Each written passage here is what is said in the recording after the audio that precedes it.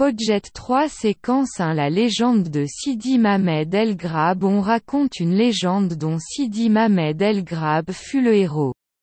2 Il y a longtemps, sous le règne de Salah Bey, dans le Constantinois, un forgeron appelé Sidi Mamed réussit à se procurer de la poudre d'or. Quand le bey Sola apprit cette nouvelle, il décida de garder pour lui cette précieuse poudre et résolut de faire disparaître le jeune Sidi Mamed. Enfermé dans un sac, il le fit jeter du hall du Kef Shekhara, mais au même moment, on vit sortir du sac un corbeau qui se sauva d'un vol rapide. C'était Sidi Mamed qui, par magie, avait réussi à se transformer en corbeau. GHRABL. Le bey apprit vite la transformation de Sidi Mamed en corbeau. 2 Le fit venir aussi haut dans son palais et lui demanda de lui démontrer sa puissance de magicien. Sidi Mamed toucha le bey de sa baguette et le transforma en femme et, quelques instants après, le bey reprit son état d'homme. Émerveillé, Salah Bey reconnut alors le pouvoir, la sagesse et la science de Sidi Mamed. 2 Lui demanda ce qu'il désirait. Sidi Mamed lui formula un seul désir, ne plus payer d'IMPBT. Le bey accorda volontiers ce vœu. En plus, il construisit, en honneur de Sidi Mamed, une mosquée près de Constantine. D'après Achille Robert, Études algériennes et tunisiennes, 1900, Podjet 3 séquence 2 Le Sahara. Une ancienne légende raconte qu'autrefois, la terre était un immense jardin avec de grands palmiers, des fleurs parfumées et des oiseaux dont le chant inondait le paysage verdoyant. À cette époque, tous les hommes étaient loyaux et francs, si bien que le mot mensonge n'existait pas. Un jour, quelqu'un dit un mensonge tout petit, oui. Mais cela mit fin à cette belle époque car le jour même, on entendit une voix mystérieuse dire « Chaque fois que vous mentirez, je jetterai un grain de sable sur le monde. » Les hommes haussèrent les épaules et se mirent à plaisanter. Un grain de sable, il ne se voit même pas.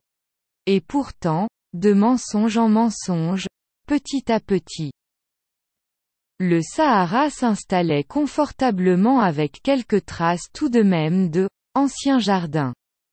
Heureusement qu'il y a des hommes qui ne mentent pas. Légende des Touaregs.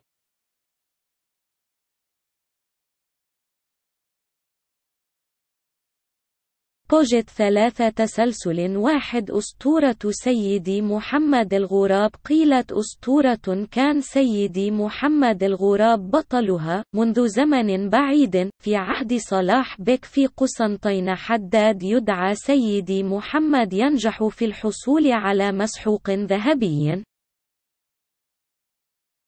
عندما سمع بيصولا هذا الخبر، قرر الاحتفاظ بهذا المسحوق الثمين لنفسه وعقد العزم على إخفاء سيدي محمد المشؤوم. كان محبوسا في حقيبة، وألقى بها من على بعد كيف، لكن في نفس الوقت رأينا غرابا هرب من رحلة سريعة خارج الحقيبة. لقد نجح سيدي محمد بالسحر في تحويل نفسه إلى غراب. سرعان ما علم الباي بتحول سيدي محمد إلى غراب، استدعاه على الفور إلى قصره وطلب منه إظهار قوته كساحر. لمس سيدي محمد البيك بعصاه وحولته إلى امرأة، وبعد لحظات، استأنف الباي حالته كرجل. مندهشا، أدرك صلاح بي قوة وحكمة وعلم سيدي محمد، أنا له سأل ماذا يريد. أعرب سيدي محمد له عن رغبة واحدة فقط، عدم دفع المزيد من الضرائب. لقد منح البيك هذه الرغبة بسهولة. بالإضافة إلى ذلك، بنى مسجدا على شرف سيد محمد قرب قسنطينة. من أشيل روبرت، دراسات جزائرية وتونسية، 1900. تسلسل بوجيت 3 الصحراء تقول أسطورة قديمة أن الأرض في الماضي كانت عبارة عن حديقة ضخمة بها أشجار نخيل طويلة، عبق الزهور والطيور التي غمرت أغنيتها المنظر الأخضر. في ذلك الوقت، كل شيء كان الرجال مخلصين وصريحين حتى لا توجد كلمة كذب. في أحد الأيام، قال أحدهم كذبة صغيرة: نعم، لكن هذا وضع نهاية لهذا العصر الجميل بسبب اليوم، حتى أننا سمعنا صوت غامض يقول: في كل مرة تكذب، أرمي حبة رمل على العالم. هز الرجال كتفيهم وبدأ يمزح. حبة رمل لا يمكن رؤيتها حتى.